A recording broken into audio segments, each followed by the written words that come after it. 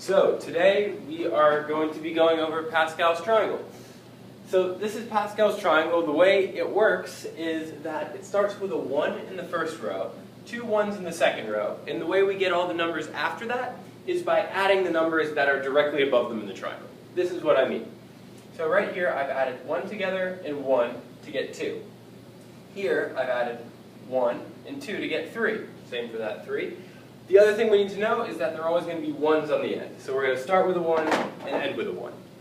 Alright, so let's go ahead and do the next row of Pascal's triangle here.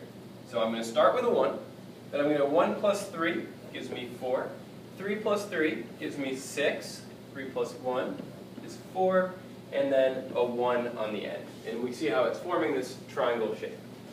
Alright, next.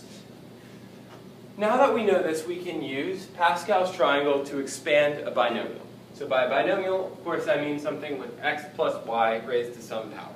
Right? So, for instance, if I wanted to expand x plus y to the fourth, I can see right here what it's going to be from Pascal's triangle.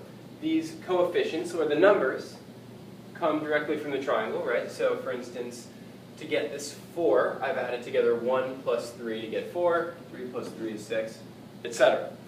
The other thing to keep in track of is that the exponent here is x plus y to the fourth. So x starts to the fourth power, then it goes down. 4, 3, 2, 1, 0, disappears. Y, on the other hand, goes in the other direction. So y here is 0. Then it goes 1, 2, 3, 4. So as x decreases, y increases. So we can use Pascal's triangle to expand a binomial, like this one right up here, x plus 2 to the third power. So the first thing we want to do is go to the correct row of Pascal's triangle, because to the third power, we're going to go to this row here. You can tell it's the right row because there's a 3 in the second space over. Alright, so the first thing is it's going to be 1x to the third. So in this case, x is still x, but y is going to be 2. Right? So, 1x to the third plus, now it's going to be 3x squared y, but instead of y, I'm going to be plugging in 2. Alright?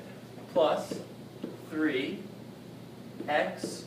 y squared, but again, instead of y, I'm plugging in 2 squared.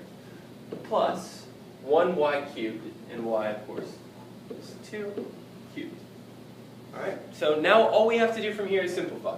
Really simple. So 1x cubed, I'm just going to write that as x cubed, plus 3 times 2 is going to give me 6x squared, plus 3, well, first of all, exponents first, right? So 2 squared gives me 4, times 3 is 12. X, alright, plus 2 times 2 times 2 is 8.